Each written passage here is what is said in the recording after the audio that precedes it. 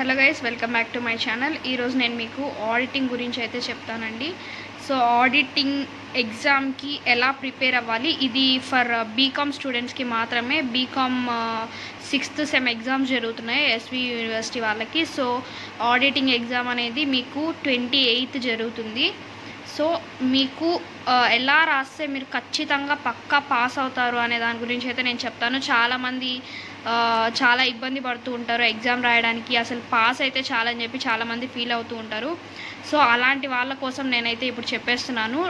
కొన్ని ట్రిక్స్ అనేది అయితే నేను మీకు చెప్తాను. సో ఆడిటింగ్లో మంచి స్కోర్ రావాలి అంటే మీరు ఏం చేయాలి అనేది అయితే నేను మీకు చెప్పేస్తాను. సో ముందు మీరు కేఎస్ఆర్ పబ్లిషర్స్ అయితే తీసుకోండి. ఖచ్చితంగా ఎస్వి వాళ్ళు మోస్ట్లీ కేఎస్ఆర్ పబ్లిషర్స్ బుక్ నుంచే తీసుకుంటారు క్వశ్చన్స్ అన్నీ కూడా. సో వాళ్ళు మీకు కేఎస్ఆర్ పబ్లిషర్స్ బుక్లెట్ మీరు ఎప్పుడైతే తీసుకుంటారో గైడ్, మీకు చిన్న బుక్లెట్ అనేది కూడా ఇస్తారనమాట. ఇలాగా క్వశ్చన్ పేపర్ బుక్లెట్ అనేది ఇస్తారు, ఫ్రీ బుక్లెట్. సో ఇందులో మీకు 2020 క్వశ్చన్ పేపర్ అనేది ఉంటుంది, 2019 క్వశ్చన్ పేపర్ అనేది ఉంటుంది, 2018 క్వశ్చన్ పేపర్ అనేది కూడా ఉంటుంది. సో దీన్ని బట్టి మీరు మీకు క్వశ్చన్స్ ఏమేం రావచ్చు ఎగ్జామ్లో అనేది అయితే మీకు తెలుస్తుందన్నమాట. సో మనం ముందు ఈ చిన్న స్మాల్ ఆన్సర్ క్వశ్చన్స్ కంటే కూడా ముందు మెయిన్ క్వశ్చన్స్ చూసుకుందాము. ఇవి ఒక్కొక్క క్వశ్చన్కి 12 మార్క్స్ వస్తాయి. సో ఇవి చూసుకున్నారంటే మీరు వీటిల్లో 4 రాసినా కూడా మీరైతే పాస్ అయితే అయిపోతారు. సో మీరు ఇవి నేర్చుకున్నారు అంటే మీకు ఖచ్చితంగా మీరు పాస్ అయిపోతారనే అర్థం అనమాట. సో నేను మీకు వీటిల్లో ట్రిక్స్ అనేటివి చెప్తాను. నేను మీకు ఫస్ట్ మీరు క్వశ్చన్ పేపర్ ఎలా రావచ్చు అనే దాని గురించి ఆలోచించండి. సో మీరు బుక్ మొత్తాన్ని ఒక్క రోజులో చదవాలి అంటే చాలా కష్టము. ఎందుకంటే చాలామంది ఎగ్జామ్కి ముందే పోయి గైడ్స్ తీసుకుంటూ ఉంటారు. సో 220 పేజెస్ ఉంది. 220 పేజెస్లో ఉండే క్వశ్చన్స్ అన్నీ మీరు చదవాలి ఒక రోజులో అంటే చాలా కష్టము. మీకు 3 days గ్యాప్ వచ్చింది, మీరైతే హ్యాపీగా మీరు బాగా చదువుకోవచ్చు. 3 days గ్యాప్ ఉన్నప్పటికీ కూడా 200 క్వశ్చన్స్ చదవడం అంటే చాలా కష్టం. సో అవ్వని పని కాబట్టి నేను మీకు నీట్గా ఏమేమి మెయిన్ క్వశ్చన్స్ అనేటివి నేను మీకు చెప్పేస్తాను. సో మీరు అవి ప్రిపేర్ అయితే సరిపోతుంది. సో మీరు ఎగ్జామ్ అనేది అయితే ఖచ్చితంగా పాస్ అయిపోతారు. సో మీరు ఈ బుక్లెట్ని గమనించినట్లయితే మీరు రిపీటెడ్ క్వశ్చన్స్, ఏ క్వశ్చన్స్ అయితే మళ్ళీ మీకు రిపీటెడ్గా వచ్చాయో ఆ క్వశ్చన్స్ని అయితే మీరు కంపల్సరీ చదవాల్సిందే, తప్పదు. సో ఇక్కడ ఫస్ట్ యూనిట్ చూద్దాము మనం ఫస్ట్. సో ఇక్కడ ఏం అడిగాడు, distinguish between book keeping, accountancy and auditing అని అడిగాడు. ఇంకొక క్వశ్చన్ ఏమంటే discuss the various types of frauds అని అడిగారనమాట.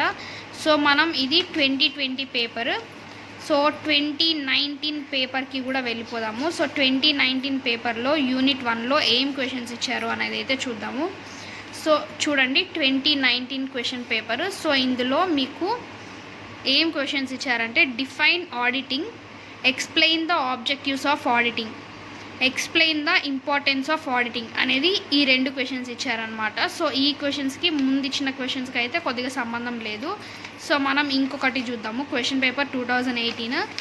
సో ఇందులో మీకు define auditing, explain the importance of auditing, explain the objectives of auditing ఇచ్చారు. మీరు గమనించినట్లయితే యూనిట్ 1 2018లో ఏ క్వశ్చన్స్ అయితే అడిగాడో యూనిట్ 1 2019లో కూడా సేమ్ క్వశ్చన్స్ అనేది అడిగాడు. మీకు బాగా చూడండి, ఇందులో define auditing, explain the importance of auditing, explain the objectives of auditing. ఇక్కడ ఎలా అడిగాడు మీకు, define auditing, explain the objectives of auditing, explain the importance of auditing. అంటే జస్ట్ రివర్స్లో అడిగాడు, పైన ఇంపార్టెన్స్ అడిగి కింద ఆబ్జెక్టివ్స్ అడిగాడు అనమాట లాస్ట్లో. సో నేను ఈ 2 క్వశ్చన్స్ అయితే మీరు ఖచ్చితంగా పక్కాగా చదవండి. సో ఈ 2 క్వశ్చన్స్ అయితే పక్కా ఇంపార్టెంట్. నేను అలా అని చెప్పట్లేదు, ఖచ్చితంగా ఈ 2 క్వశ్చన్సే వస్తాయని అయితే చెప్పట్లేదు. బాగా గుర్తుపెట్టుకోండి. అక్క మీరు చెప్పారు కదా ఈ 2 క్వశ్చన్సే చదవమని చెప్పి, ఇవి 2 చదివాము రాలేదు అంటే నేనేం చేయలేను. సో నేను మీకు అన్నీ చెప్తాను ఆ 2 క్వశ్చన్స్తో పాటు. సో ఇందులో book keeping, accountancy and auditing అనేది ఉంది. సో ఈ క్వశ్చన్ అయితే ఖచ్చితంగా చదవండి. ఇప్పటికీ మీరు 3 క్వశ్చన్స్ అయితే చదవాలి. యూనిట్ 1 నుంచి 3 క్వశ్చన్స్ చదవాలి. ఈ వేరియస్ టైప్స్ ఆఫ్ ఫ్రాడ్స్ అనేది మీరు జనరల్గా రాసేయచ్చు. ఈ 3 క్వశ్చన్స్ మీరు ఎప్పుడైతే చదువుతారో మీకు అసలు ఆడిటింగ్ టాపిక్ అనేది అర్థమైపోతుంది. సో ఆడిటింగ్ టాపిక్ అర్థమైపోయినట్లయితే మీరు ఫ్రాడ్స్ అనే దాని గురించి ఈజీగా రాయొచ్చు. సో లేదు ఫ్రాడ్స్ ఆప్షనల్ వచ్చినా కూడా ఆ 2 క్వశ్చన్స్లో ఖచ్చితంగా ఒక క్వశ్చన్ అయితే కంపల్సరీగా వస్తుంది. సో ఆ ఒక క్వశ్చన్ అనేది అయితే మీరు ఖచ్చితంగా రాసేయగలుగుతారు. ఏదైనా ఒక్కటే రాయాలి కాబట్టి క్వశ్చన్, ఈ 3 క్వశ్చన్స్లో నుంచి ఒక క్వశ్చన్ అయితే డెఫినెట్గా వస్తుంది అని నేను చెప్తాను. సో నెక్స్ట్ మీరు యూనిట్ 2 చూడండి. యూనిట్ 2లో what are the advantages of audit of sole trading concern. ఇంకొకటి వచ్చి set out the steps you would take at the first audit of a sole trading concern showing clearly the order in which you would proceed. So ఇక్కడ 2 questions అడిగాడు. So మనం 2019 question paper కూడా చూద్దాము. So చూడండి 2019 question పేపర్లో అయితే discuss different types of audits based on ownership, explain the following: independent audit, financial audit, అలాగే secretarial audit అనేది ఇచ్చాడు. దానికి కూడా సంబంధమే లేదు. సో 2018 క్వశ్చన్ పేపర్ ఇది. 2018 క్వశ్చన్ పేపర్ ఇందులో చూద్దాము. సో ఇందులో వచ్చి explain different types of audit, what is meant by continuous audit, explain the advantages and disadvantages of continuous audit. So మీరు గమనించినట్లయితే 4th క్వశ్చన్ ఏదైతే ఉందో అది repeated question. So explain different types of audit అనేది repeat అయిన question. So మీరు ఏమేం questions చదవాలి అంటే advantages of sole trading concern గురించి నేను ఎందుకు చెప్తున్నానంటే సోల్ ట్రేడింగ్ కన్సర్న్ 2 క్వశ్చన్స్ వచ్చాయి 2020లో. మీరు మోస్ట్ ఇంపార్టెంట్ ఏంటి అంటే మీకు ఇప్పటివరకు యూనిట్ 1 యూనిట్ 2లో గమనించినట్లయితే మీకు 2018 క్వశ్చన్ పేపర్ అనేది 2019 క్వశ్చన్ పేపర్ అనేది సేమ్ ఉంది. మోస్ట్లీ కొంచెం డిఫరెన్స్గా ఉంది, కానీ 2020 క్వశ్చన్ పేపర్ అనేది మీకు చాలా డిఫరెన్స్గా ఉంది. అంటే ఇవి రెండిటికి అసలు సంబంధమే లేకుండా ఉండేది 2020 క్వశ్చన్ పేపర్. సో దాన్ని బట్టి మీరు 2019లో వచ్చిన క్వశ్చన్స్ 2018 క్వశ్చన్స్ ఒకటే కదా, మరి 2020లో వచ్చే క్వశ్చన్స్ 2021లో వచ్చే క్వశ్చన్స్ కూడా ఒకటే అయి ఉండొచ్చు. ఇలా కూడా మీరు ఆలోచించాలి. సో మీరు రిపీటెడ్ క్వశ్చన్స్తో పాటు రిపీటెడ్ క్వశ్చన్స్ అనేది మీరు ఖచ్చితంగా చదవాల్సినవి. అలాగే 2020 క్వశ్చన్స్ అనేటివి కూడా మీరు ఖచ్చితంగా చదవాలి. నేనైతే మెయిన్గా మీకు 10 క్వశ్చన్స్ అనేది అయితే ఇస్తానండి ఏం చదవాలి అని. అంటే అట్లీస్ట్ మినిమం పాస్ అవ్వడానికి నేను 10 క్వశ్చన్స్ అయితే మీకు ఖచ్చితంగా చెప్తాను. సో ఈ 10 క్వశ్చన్స్తో పాటు నేను టోటల్గా మీకు ఒక 25 క్వశ్చన్స్ అనేది అయితే ఇస్తాను. ఈ 25 క్వశ్చన్స్లో మీరు 10 కంపల్సరీ వచ్చేటివి, 15 వచ్చి మేబీ ఇవి రావచ్చు అని అనిపించేటివి అయితే ఇస్తాను నేను. సో మీరు ఈ 25 క్వశ్చన్స్ చదివే అంత టైం ఉండి మీరు చదివేసేయండి. లేదు 10 క్వశ్చన్సే మాకు చాలు, మేము జస్ట్ పాస్ అయితే చాలు అనుకునే వాళ్ళు 10 క్వశ్చన్స్ చదివితే సరిపోతుంది. సో నేనైతే ఇప్పుడు ఫస్ట్ యూనిట్ నుంచి 3 క్వశ్చన్స్ చెప్పాను. అవి ఏంటి అంటే బుక్ కీపింగ్, అకౌంటెన్సీ, ఆడిటింగ్, అలాగే advantages and disadvantages of auditing.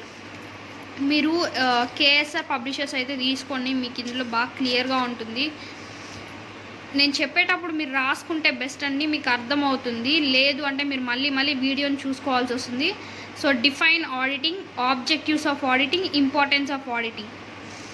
ఓకేనా, ఇది ఫస్ట్ యూనిట్. సో సెకండ్ యూనిట్లో నేను ఏమేమి చెప్పాను అంటే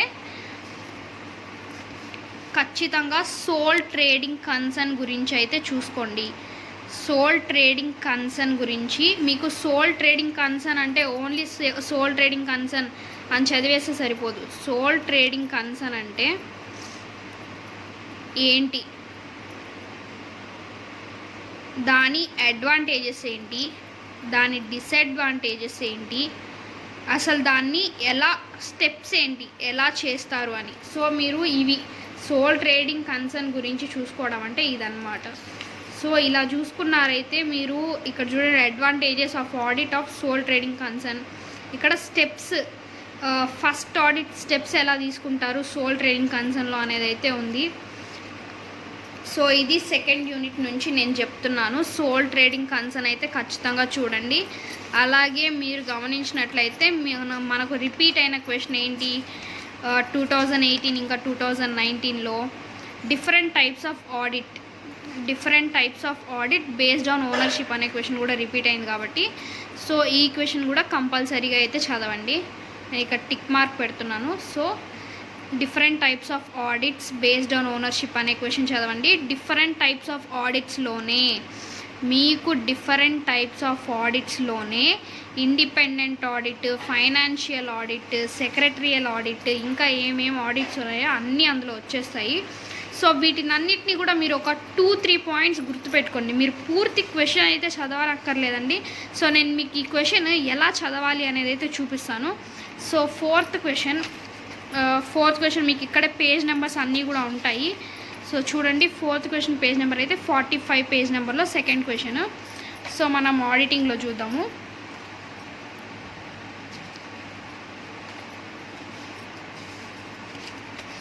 సో సెకండ్ యూనిట్ వచ్చి టైప్స్ ఆఫ్ ఆడిట్. చూడండి, టైప్స్ ఆఫ్ ఆడిట్లో బేస్డ్ ఆన్ ఓనర్షిప్ ఉంది, బేస్డ్ ఆన్ టైం ఉంది, బేస్డ్ ఆన్ ఆబ్జెక్టివ్స్ ఉంది. సో ఇలా ఉంది కాబట్టి మీరు బాగా గుర్తుపెట్టుకోండి.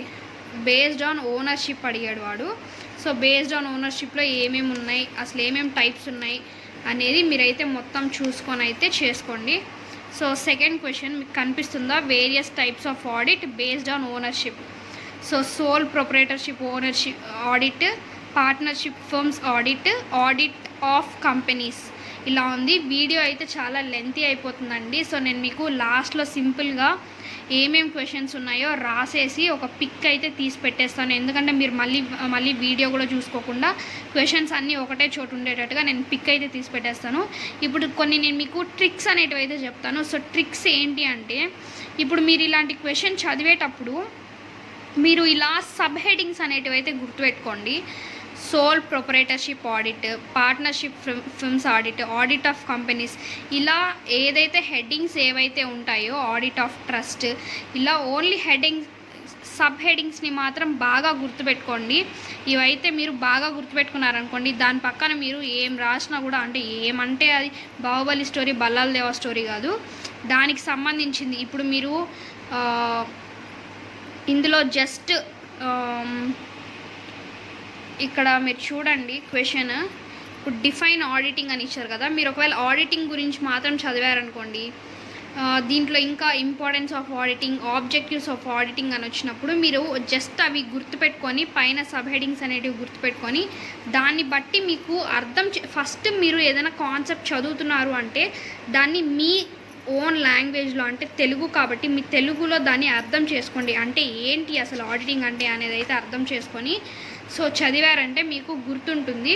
సో మీరు ఓన్గా మీకు వచ్చిన ఇంగ్లీష్లో మీరు నార్మల్గా రాసేయచ్చు. కంపల్సరీ ఇందులో ఉన్నదే ఇవే యూజ్ చేసి రాయాలని అయితే లేదు. మోస్ట్లీ దానికి రిలేటెడ్గా మీకు తెలిసింది మీరు రాసినా కూడా సరిపోతుంది. సో ఇంకోటి ఏంటి అంటే, మీకు టోటల్ బుక్లెట్లో మనకు ఎస్వి యూనివర్సిటీ వాళ్ళు ఇచ్చే బుక్లెట్లో 36 పేజెస్ అయితే ఉంటాయి.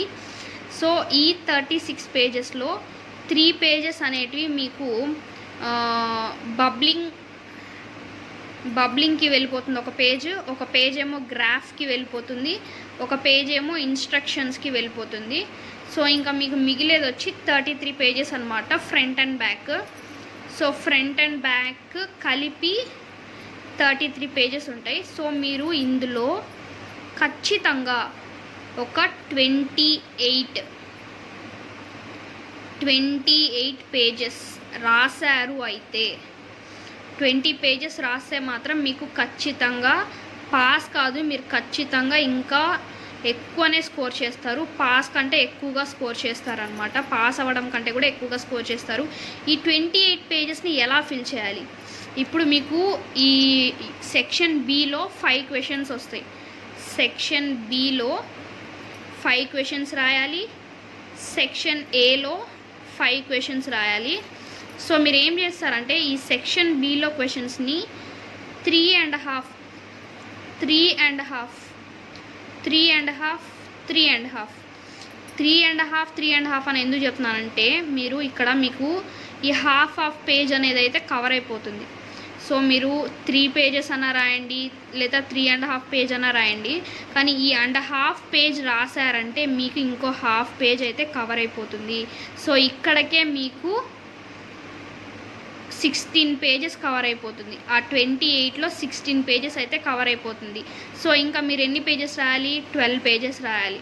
సో ఆ 12 పేజెస్కి ఈ 5 క్వశ్చన్స్ సరిపోతుందా? సరిపోతుంది. ఈ 5 క్వశ్చన్స్ అనేది మీరు 2 రాసినా కూడా సరిపోతుంది. సారీ అండి, ఇక్కడ 5 క్వశ్చన్స్ కదా, నేను 4 క్వశ్చన్స్కి కౌంట్ చేశాను, సారీ. సో 4 5 20 పేజెస్ అయిపోతుంది ఇక్కడ.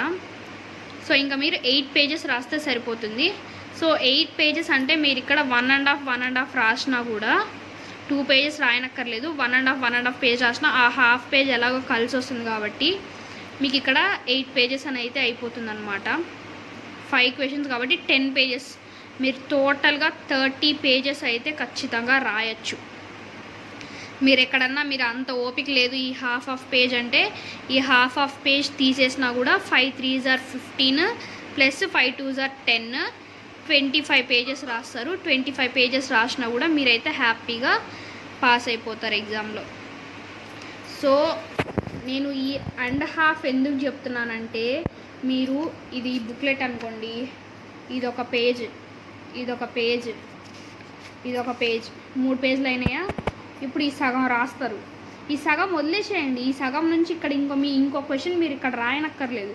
మళ్ళీ పేజ్ తిప్పేసేసి మళ్ళీ ఇక్కడ ఇంకొక క్వశ్చన్ స్టార్ట్ చేశారనుకో, ఈ సగం పేజ్ మీకు మిగిలినట్టే కదా. ఈ సగం పేజ్ మీకు మిగిలినప్పుడు మీకు అక్కడ టైం సేవ్ అవుతుంది, ఎక్కువ పేజెస్ రాసినట్లు అనిపిస్తుంది. ఇంకా మీకు క్యాండిడేట్ నీట్గా రాస్తున్నాడు, ఒక క్వశ్చన్ అయిపోయిన తర్వాత ఆ పేజ్ వదిలేసేసి మంచిగా ఇంకొక పేజ్ నుంచి ఫ్రెష్గా స్టార్ట్ చేస్తున్నాడు అన్నట్లు అనిపిస్తుంది. పైగా మీకు టైం సేవ్ అవుతుంది, ఇంకా మీకే మార్క్స్ అనేది ప్లస్ అవుతుంది. సో మీరు మోస్ట్లీ ఎస్వి యూనివర్సిటీ వాళ్ళు క్వశ్చన్ పేపర్ కరెక్షన్ చేసేటప్పుడు ఎన్ని పేజెస్ ఎక్కువ పేజెస్ ఉంటే ఖచ్చితంగా మీరు పాస్ అయిపోతారు. సో ఎక్కువ పేజెస్ ఉండాలి కదా అని చెప్పి నేను ఇందాక చెప్పినట్టు మీరు బాహుబలి స్టోరీ, బల్లాల దేవ స్టోరీ అయితే రాస్తే మాత్రం ఖచ్చితంగా ఫెయిల్ అయిపోతారు. నేను ఎక్కువ పేజెస్ రాయమంటున్నా. ఎందుకు అంటే మీరు పాస్ అవుతారు అని చెప్పి రాయమంటున్నా. దీంట్లో కూడా మీరు మెయిన్గా సబ్ హెడింగ్స్ రాశారంటే సబ్ హెడింగ్స్కి బ్లాక్ పెన్ యూజ్ చేయండి, రాసేదానికి బ్లూ పెన్ యూజ్ చేయండి. మీరు వాళ్ళు పేపర్ చూసినప్పుడు మీది పర్ఫెక్ట్గా అనిపిస్తే మాత్రం ఖచ్చితంగా వాళ్ళు ఇంకా చూడరు, మోస్ట్లీ కరెక్ట్ చేసుకుంటూ వెళ్ళిపోతారు. ప్రతి క్వశ్చన్కి ప్రతి పాయింట్ని అయితే ఎవ్వరూ చూసుకుంటూ పోరు. సో నేను చెప్పినట్లు కానీ మీరు సెక్షన్ బిలో 20 పేజెస్, సెక్షన్ ఏలో 10 పేజెస్ 30 పేజెస్ రాసినా ఎక్కువ స్కోర్ వస్తుంది. లేదు 15 పేజెస్ 10 పేజెస్ రాసినా 25 పేజెస్కి మీరైతే ఖచ్చితంగా పాస్ అయిపోతారు. సో మీరు ఈ విధంగా ఒకసారి ట్రై చేయండి. ఆడిటింగ్వి ఏమేమి ఉన్నాయి క్వశ్చన్స్ అనేది అయితే మీకు వీడియో లాస్ట్లో ఎలాగో ఎండ్ అయిపోతుంది. ఇప్పుడు మీకు క్వశ్చన్స్ అన్ని రాసేసి అయితే ఫోటో పెట్టేస్తాను. ఆ క్వశ్చన్స్ చూసుకొని ఆ క్వశ్చన్స్ అన్నీ ఖచ్చితంగా ప్రిపేర్ అవ్వండి. మీకు టైం ఉంది, 3 days టైం ఉంది. ఈరోజు రేపు ఎల్లుండి టైం ఉంది. ట్యూస్డే నుంచి ఎగ్జామ్, మీకు 28th ట్యూస్డే మీకు ఎగ్జాము. సో మీరు ఏమి వరి అవ్వక్కర్లేదు. సో మీరు ఇది బాగా ప్రిపేర్ అవ్వండి. నేను ఆల్రెడీ నిన్న మీకు ఈ ఎగ్జామ్ జరిగే ఉంటుంది, ఈ కామర్స్ అప్లికేషన్ ఎగ్జామ్ జరిగే ఉంటుంది. సో నేను చెప్పిన క్వశ్చన్సే వచ్చాయి, అందులో కూడా ఈ కామర్స్ నేను అనుకున్న క్వశ్చన్సే వచ్చాయన్నమాట. సో మీ అందరికీ కూడా చెప్తే బాగుంటుంది, మీరందరూ కూడా ప్రిపేర్ అవుతారు అన్న ఇదితో నేను మీకు చెప్తున్నాను. సో లాస్ట్లో అయితే ఏమేమి క్వశ్చన్స్ ఉన్నాయో నేనైతే పెట్టేస్తాను, మీరందరూ అయితే ఖచ్చితంగా ప్రిపేర్ అవ్వండి. Thank you for watching.